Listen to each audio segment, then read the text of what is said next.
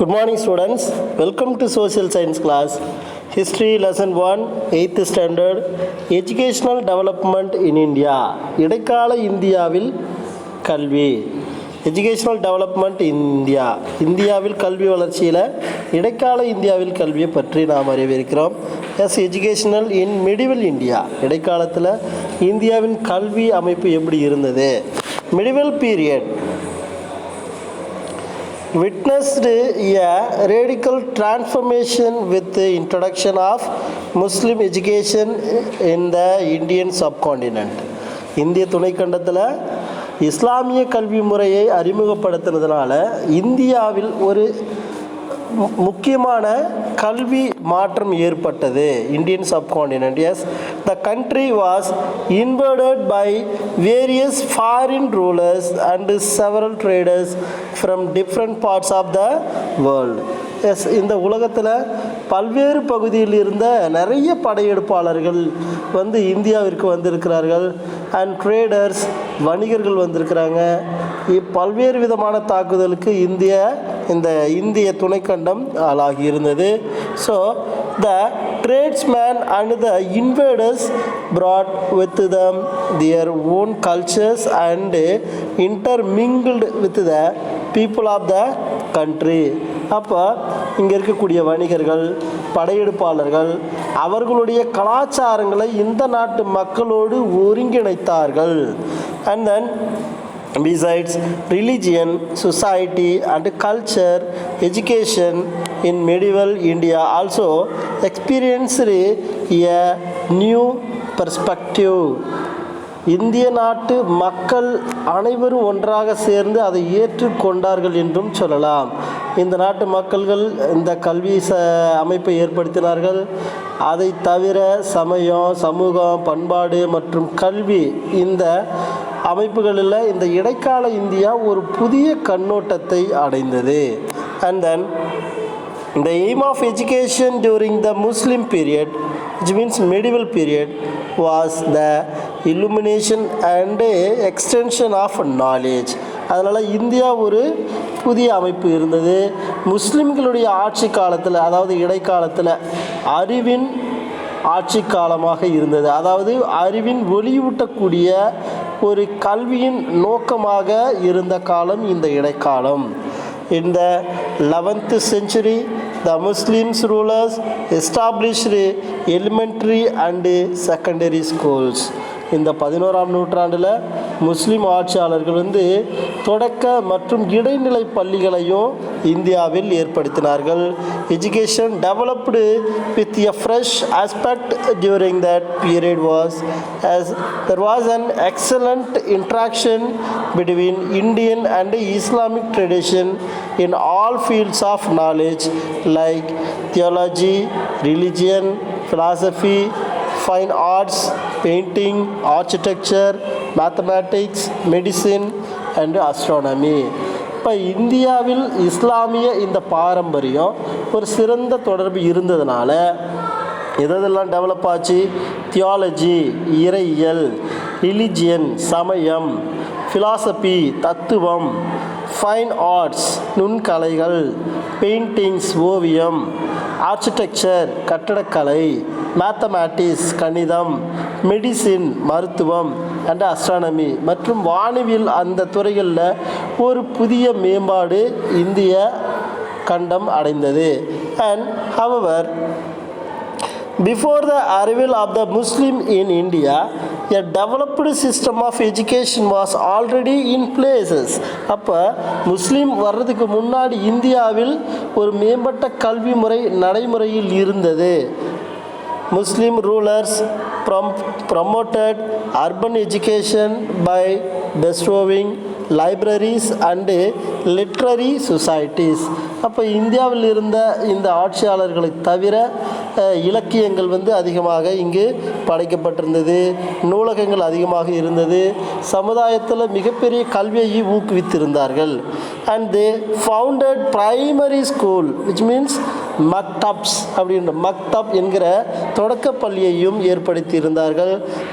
In which students learn reading, writing and basic Islamic prayers. இந்த மக்தப் என்ற தொடக்கப்பள்ளியில் மாணவர்கள் வாசித்தல், எழுதுதல் மற்றும் அடிப்படையில் இருக்கக்கூடிய கற்றலை ஏற்படுத்துவது முக்கியமான நோக்கமாக இருந்தது. And secondary schools, madrasa. இங்கே மதராசா அப்படின்றது இரண்டாம் நிலை, அதாவது இடைநிலை பள்ளியாக இருந்தது. Were established to teach advanced languages skills. இன்னும் மேம்பட்ட சில மொழி திறன்களை இவர்கள் கற்பிக்க தொடங்கினார்கள். மாணவர்களும் கற்றுக்கொண்டார்கள்.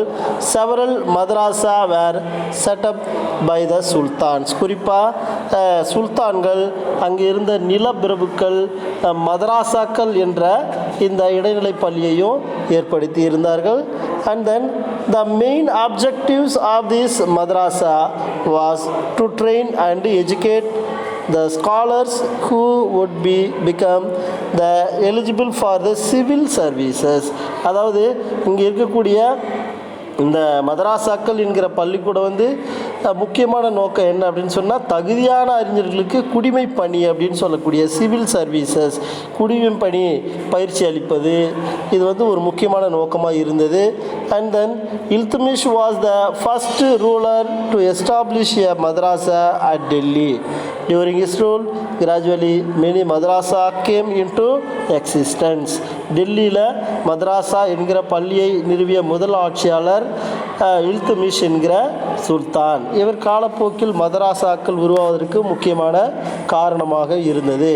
And then the system of education in medieval India was under the control of உலேமா. இடைக்காலத்தில் இந்த கல்வி முறை உலேமாக்கள் அல்லது உலேமாவின் கட்டுப்பாட்டில் இருந்தது.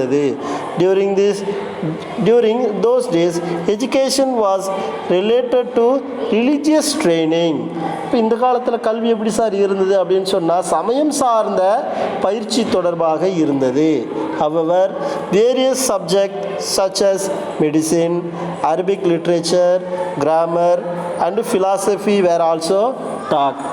என்னென்ன கல்வி முறைகள் இருந்தது அப்படின்னு சொன்னால், மெடிசின் மருத்துவம், அரப் லிட்ரேச்சர் அரேபிய நாட்டு இலக்கியங்கள், இலக்கணம் இருந்தது, ஃபிலாசபி இருந்தது, தத்துவங்கள் இருந்தது. இதெல்லாம் பல்வேறு வகையான பாடங்களாக மாணவர்களுக்கு கற்பிக்கப்பட்டது. And then history states that Arab and Central Asian people brought Muslim educational models to India in both the medieval and early modern periods. அதாவது இடைக்கால மற்றும் நவீன காலத்துக்கு முற்பகுதியில் அரபு நாட்டில் இருக்கக்கூடிய, அதாவது மத்திய ஆசியாவில் இருக்கக்கூடிய மக்கள் இஸ்லாமிய அடிப்படையில் கல்வி முறைகளை இங்கு கொண்டு வந்திருந்தார்கள். Woman education in India was prevalent during the medieval period. அப்போ பெண்களும் இங்கு இஸ்லாமிய அடிப்படையில் முறையில் கல்வி கற்றுக்கொண்டார்கள். அதில் குறிப்பாக Raja Jai Singh of Jaipur encouraged learning of scientific subject. இங்கே இருக்கக்கூடிய இந்த ஜெய்ப்பூரை சார்ந்த ராஜா ஜெய்சிங் தான் அறிவியல் பாடங்கள் என்கிற ஒரு கற்றலை இவர் ஊக்குவித்தார். And then besides many institution were started by private individuals as well as. அப்போது நிறைய கல்வி நிறுவனங்கள் தனி நபர்களால் இங்கு தொடங்கப்பட்டிருந்தது. Madrasa of Ghaznivuddin in Delhi and Madrasa of Maulana Sadruddin in Shahjahanabad in the later medieval era. The British came to India and introduced English education. அப்போ குறிப்பாக டெல்லியில் இருக்கக்கூடிய கியாசுதீன் மதராசா, ஷாஜகானாபாத்தில் இருக்கக்கூடிய மௌலானா ஷத்ருதீன் மதராசா, இதெல்லாம் முக்கியமான கல்வி நிறுவனங்களாக இருந்தது. அதுக்கப்புறம் இடைக்காலத்தின் பிற்பகுதியில் ஆங்கிலேயர்கள் இந்தியாவிற்கு வந்தாங்க. அவர்கள் ஐரோப்பிய நாட்டில் இருக்கக்கூடிய கல்வி முறையை இந்தியாவில் அறிமுகப்படுத்தினார்கள். With the coming of European missionaries, western education made firm advances in the country. Various universities and thousands of colleges were formed and popularity of education increased.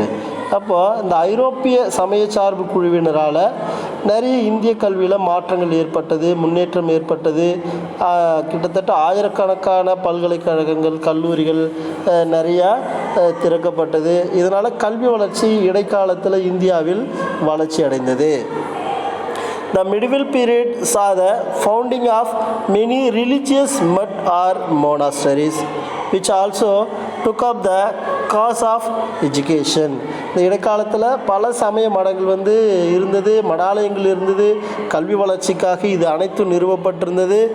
The Ahobila Mutt in Srirangam was one among the where is Sri Ramanuja has made a distinctive contribution to the cause of education. இங்கே குறிப்பாக ஸ்ரீரங்கத்தில் உள்ள அஹோபில் மடம், அந்த மடம் ரொம்ப ஃபேமஸாக இருந்தது. அங்கே ராமானுஜர் கல்வி வளர்ச்சிக்காக பாடுபட்ட ஒரு முக்கியமான தலைவராக இருந்தார்.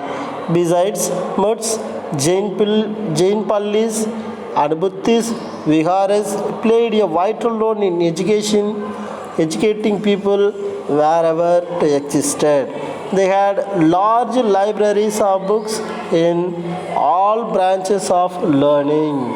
இந்த மடாலயத்தை தவிர வேறு என்னென்ன சார் இருந்தது அப்படின்னு சொன்னால், சமண பள்ளிகள் இருந்தது, பௌத்த விகாரங்கள், புத்திஸ்ட் விகாராஸ் இருந்தது. இதெல்லாம் மக்களுக்கு கல்வி வழங்குறதுல ஒரு முக்கியமான பங்கு எடுத்துக்கிச்சு.